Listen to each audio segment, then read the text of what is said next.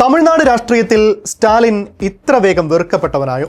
യഥാർത്ഥത്തിൽ സ്റ്റാലിനാണോ ദ്രാവിഡ രാഷ്ട്രീയത്തിനാണോ തമിഴകത്ത് തിരിച്ചടി നേരിട്ടത്? കോൺഗ്രസിനേക്കാൾ ശക്തമായി BJP-യെയും തീവ്ര ഹിന്ദുത്വത്തെയും എതിർത്തിരുന്ന DMK ഒടുവിൽ സനാതന ധർമ്മത്തിന്റെ അപ്പോസ്തലന്മാരോട് ഐക്യപ്പെടുമോ? സഹോദരതുല്യനായ സഖാവെന്ന് ആവർത്തിച്ച് വിശേഷിപ്പിച്ച പിണറായിക്കെതിരെ നരേന്ദ്രമോദിയുടെയും അദാനിയുടെയും ഒപ്പമുള്ള ചിത്രം ചേർത്ത് വെച്ച മുരശുലയിൽ വന്ന ലേഖനം എന്തിൻ്റെ സൂചനയാണ്? ഇന്നലെ കിളിർത്ത തകര പോലെയാകുമോ TVK? തമിഴ്നാടിനെ രാഷ്ട്രീയ അസ്ഥിരതയിലേക്ക് നയിച്ച് കുളം കലക്കി മീൻ പിടിക്കാനാണോ മോദിയും കൂട്ടരും ലക്ഷ്യമിടുന്നത്? തമിഴക രാഷ്ട്രീയത്തെ ആകാംക്ഷയോടെ നോക്കിക്കാണുന്നവർക്ക് ചോദ്യങ്ങൾ ഒരുപാടുണ്ട്. സ്വാഗതം നേഷൻ ഇൻ ഫോക്കസ്.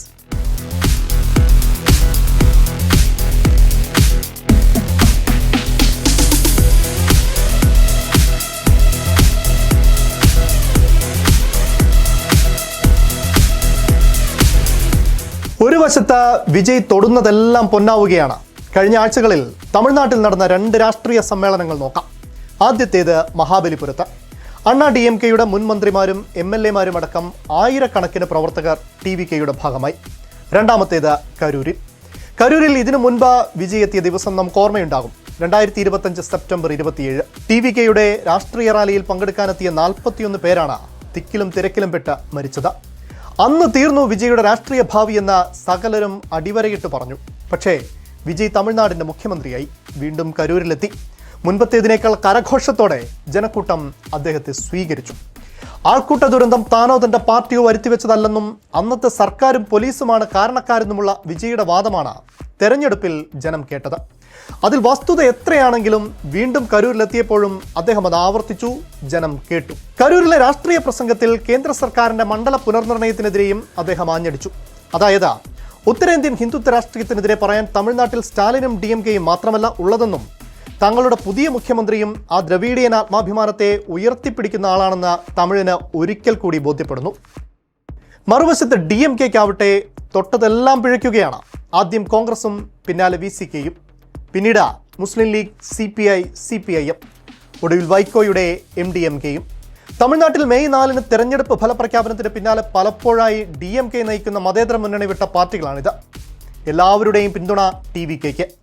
1 ഡസനിലധികം പാർട്ടികളുണ്ടായിരുന്ന സഖ്യത്തിലിപ്പോൾ പേരെടുത്ത് പറയാൻ DMK-ക്കൊപ്പമുള്ളത് പ്രേമലത വിജയകാന്തിൻ്റെ DMDK മാത്രം. അധികാരത്തോട് ചേർന്ന് നിൽക്കാനുള്ള ത്വര പലരുടെയും കൂടുമാറ്റത്തിൽ പ്രകടമാണ്. പക്ഷേ DMK സഖ്യത്തിൽ നിന്ന് അടർന്നു പോകലിന് ഇത് മാത്രമല്ല കാരണം. CPIM-ഉം CPI-യും അധികാരത്തിൽ പങ്കാളികളാകാതെ TVK-യെ പുറത്തുനിന്നാണ് പിന്തുണയ്ക്കുന്നത്. എന്തുകൊണ്ടാണ് സ്റ്റാലിൻ അദ്ദേഹത്തിനൊപ്പം നിന്ന പാർട്ടികൾക്ക് ഇത്ര പെട്ടെന്ന് അനഭിമതനായത്? ഇനിയൊരു തിരിച്ചുവരവിന് DMK-ക്ക് സാധിക്കുമോ? അടിയന്തരാവസ്ഥ കാലത്താണ് ഉദയനിധി സ്റ്റാലിൻ ജനിക്കുന്നത്. കരുണാനിധി എന്ന ജയിലിലായിരുന്നു. അദ്ദേഹം സ്റ്റാലിനൊരു കത്തയച്ചു. ആ കത്തിൽ കലൈഞ്ചർ പറയുന്നുണ്ട്, പൊതുപ്രവർത്തനമെന്നാൽ കേവലം ഉദ്യാന വിനോദമല്ല, മറിച്ച് കൊടുങ്കാറ്റിനെ പ്രതിരോധിച്ചുള്ളൊരു നിൽപ്പാണത്. ഇന്നിപ്പോൾ തമിഴ് രാഷ്ട്രീയത്തിൽ ആഞ്ഞടിച്ച TVK എന്ന കൊടുങ്കാറ്റിൽ സ്റ്റാലിൻ എന്ന നേതാവും DMK എന്ന 7.5 പതിറ്റാണ്ടിൻ്റെ പാരമ്പര്യമുള്ള പാർട്ടിയും ആടി ഉലഞ്ഞിട്ടുണ്ടെന്നതിൽ സംശയമില്ല. ആ ഉലച്ചിലിനപ്പുറം കടപുഴകി വീഴാതിരിക്കാൻ മുത്തുവേൽ കരുണാനിധി സ്റ്റാലിനും പാർട്ടിയും എന്തു ചെയ്യുമെന്നാണ് ഇനി കണ്ടറിയാനുള്ളത്. മുൻപും തെരഞ്ഞെടുപ്പ് തോൽവികൾ നേരിട്ടിട്ടുള്ളയാളാണ് സ്റ്റാലിൻ. 1 അല്ല 3 തവണ. എന്നാൽ മുഖ്യമന്ത്രി പദവിയിലിരുന്ന് നേരിട്ട തെരഞ്ഞെടുപ്പിൽ, അതും 2021 70,000-ൽ പരം വോട്ടിന്റെ ഭൂരിപക്ഷത്തിൽ ജയിച്ച കൊളത്തൂർ മണ്ഡലത്തിൽ പരാജയപ്പെടുക എന്നത് സ്റ്റാലിന്റെ രാഷ്ട്രീയ ജീവിതത്തിലുണ്ടായ ഏറ്റവും വലിയ തിരിച്ചടിയാണ്. DMK പലതവണ അധികാരത്തിൽ നിന്ന് താഴെ പോയിട്ടുണ്ട്. പക്ഷേ DMK തോറ്റപ്പോഴൊക്കെ അവിടെ വിജയികളായത് അണ്ണാ DMK ആയിരുന്നു. ഇക്കുറി അവരും പരാജിതരുടെ നിരയിലായി. ഭരണപ്രതിപക്ഷങ്ങളെ ഒരുപോലെ പരാജയപ്പെടുത്തിയുള്ള വിജയുടെ വരവ് അതുകൊണ്ട് തന്നെ ഭരണവിരുദ്ധ വികാരത്തിന്റെ മാത്രം പ്രതിഫലനമല്ല, മറിച്ച് പൊതുവിൽ ദ്രാവിഡ രാഷ്ട്രീയത്തോടുള്ള വിരക്തിയാണ്, ഒപ്പം ഒരു വിജയാനുകൂല തരംഗവുമാണ്. മുൻ സർക്കാരുകളുമായി താരതമ്യപ്പെടുത്തിയാൽ അത്ര മോശമായിരുന്നില്ല സ്റ്റാലിൻ ഭരണം. സാമ്പത്തിക വളർച്ച കൈവരിക്കുന്നതിലും കുട്ടികൾക്ക് സൗജന്യ പ്രഭാത ഭക്ഷണവും സൗജന്യ ലാപ്ടോപ്പും സ്ത്രീകൾക്ക് സൗജന്യ യാത്രയും ഒക്കെയായി ക്ഷേമ പ്രവർത്തനങ്ങൾ നടപ്പാക്കുന്നതിലും കാര്യമായ ഇടപെടലുകൾ സ്റ്റാലിൻ ഗവൺമെന്റിൽ നിന്നുണ്ടായി. 2025-26 സാമ്പത്തിക വർഷം 10.83% തമിഴ്നാടിൻ്റെ സാമ്പത്തിക വളർച്ച. തൊട്ടു മുന്നിലെ വർഷവും അത് 2 അക്കം കടന്നിരുന്നു. ദേശീയ ശരാശരി 7.4 ആയിരിക്കുമ്പോഴാണ് തമിഴ്നാടിൻ്റെ മുന്നേറ്റമെന്ന് ഓർക്കണം. പല സൂചികകളിലും തമിഴ്നാട് ദേശീയ ശരാശരിയേക്കാൾ മുകളിലായിരുന്നു. പക്ഷേ 60 വർഷത്തെ ദ്രാവിഡ രാഷ്ട്രീയത്തിൻ്റെ തുടർച്ചയെന്നല്ലാതെ തങ്ങൾ ആഗ്രഹിക്കുന്ന വിധം ഒരു സർക്കാരിന് നേതൃത്വം നൽകാൻ സ്റ്റാലിനും കഴിഞ്ഞില്ലെന്ന് തമിഴർ അടിവരയിട്ടു. സമത്വവും വിവേചനങ്ങളോടുള്ള സന്ധിയില്ലാത്ത പോരാട്ടവുമായിരുന്നു ഒരു കാലത്ത് ദ്രാവിഡ രാഷ്ട്രീയത്തിൻ്റെ കാമ്പ്. തമിഴിൻ്റെ സ്വത്വത്തെ, ഭാഷയെ, സാമൂഹ്യനീതിയെല്ലാം അത് ഉയർത്തിപ്പിടിച്ചു. വൈകാരികമായാണ് ദ്രാവിഡ രാഷ്ട്രീയത്തെ തമിഴൻ കണ്ടത്. 19-ാം നൂറ്റാണ്ടിൻ്റെ അവസാന ദശകങ്ങളിൽ മദ്രാസ് യുണൈറ്റഡ് ലീഗിലൂടെയാണ് തമിഴ്നാട്ടിൽ ദ്രാവിഡ രാഷ്ട്രീയത്തിൻ്റെ വിത്തുകൾ മുളപൊട്ടുന്നത്.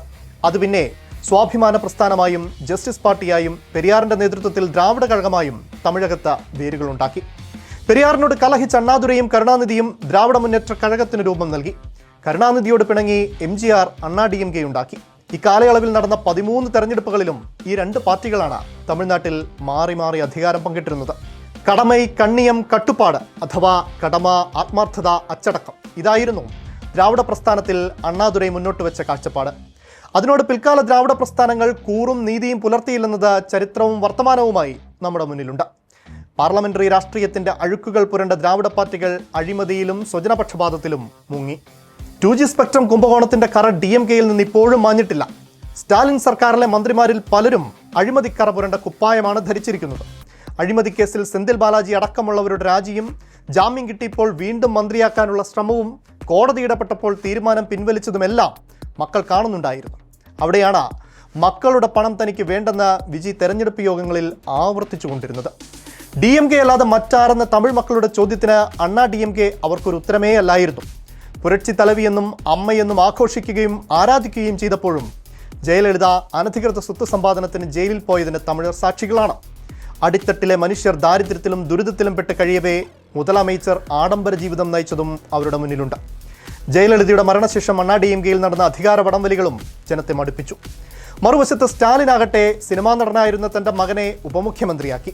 താനും കുടുംബാധിപത്യത്തിൻ്റെ വഴിയിലാണെന്ന് തെളിയിച്ചു.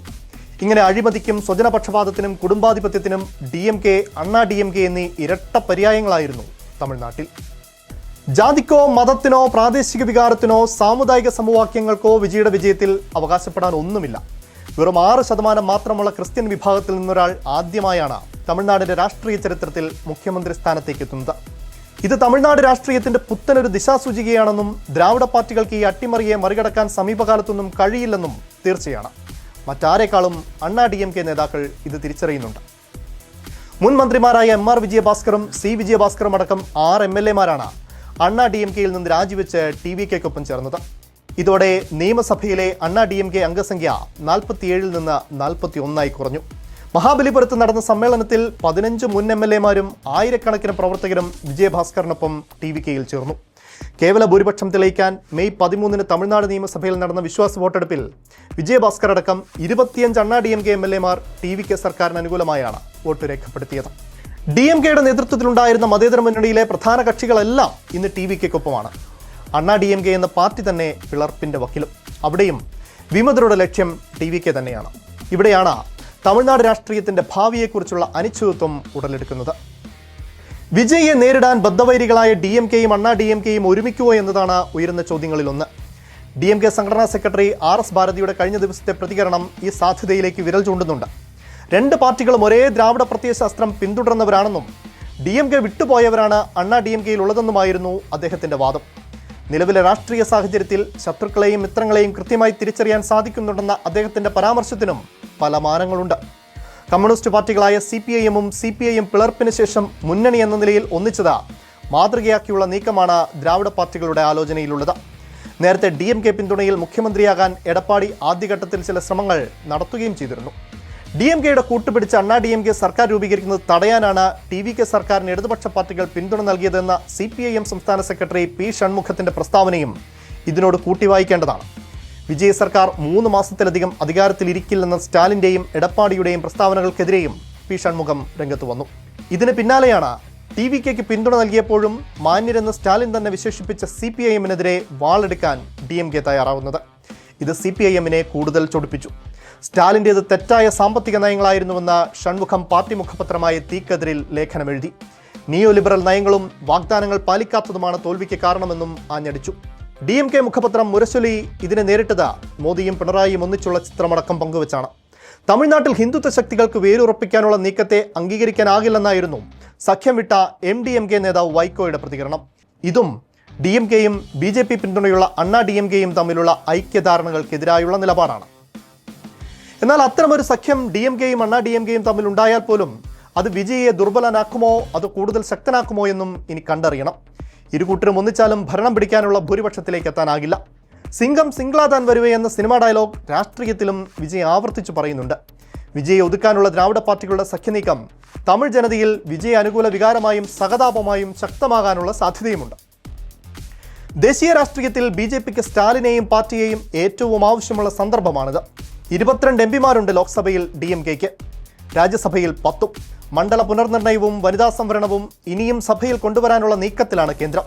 സ്റ്റാലിൻ്റെ പാർട്ടി MPമാർ മിണ്ടാതിരുന്നാൽ പോലും അത് ഗുണമാകുക കേന്ദ്ര സർക്കാരിനാണ്. തമിഴ്നാട്ടിൽ DMKക്ക് അനുകൂലമായ തരത്തിൽ മണ്ഡല പുനർനിർണയം നടത്താം എന്നൊരു വാഗ്ദാനം സ്റ്റാലിന് കേന്ദ്രത്തിൽ നിന്ന് ലഭിച്ചതായുള്ള സൂചനകളും അന്തരീക്ഷത്തിലുണ്ട്. പക്ഷെ അങ്ങനെ വന്നാൽ ഹിന്ദുത്വ രാഷ്ട്രീയത്തിനെതിരായ ദ്രാവിഡ ചെറുത്തുനിൽപ്പിന്റെ പ്രതീകമായി DMKക്ക് പിന്നെ തുടരാനാകില്ല.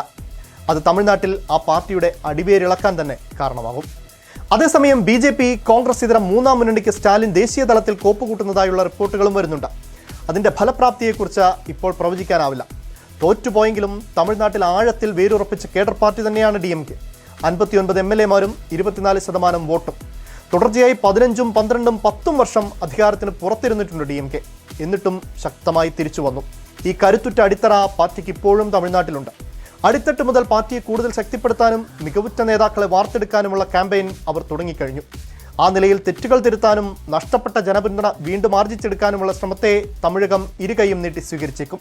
മറിച്ച് ജനവിധിയെ അട്ടിമറിക്കാനോ സംഘപരിവാർ പാളയത്തിലേക്ക് ചേക്കാറാനോ ഉള്ള നീക്കമെങ്കിൽ അത് ദ്രാവിഡ മുന്നേറ്റ കഴകത്തെ കൂടുതൽ തളർത്താനാകും കാരണമാവുക. വിജയ് മത്സരിച്ച ട്രിച്ചി, രാജിവെച്ച് DMKയിൽ ചേർന്ന അണ്ണാ DMK MLAമാർ മത്സരിച്ച പെരുന്തുറൈ, അംബാസമുദ്രം, വീരൈമലൈ, കരൂർ എന്നീ 5 മണ്ഡലങ്ങളിൽ ഉപതെരഞ്ഞെടുപ്പ് നടക്കാനിരിക്കുകയാണ്. ട്രിച്ചി ഒഴികെ 4ഇടത്തും രാജിവെച്ച MLAമാർ തന്നെ TVK സ്ഥാനാർത്ഥിമാരാകും.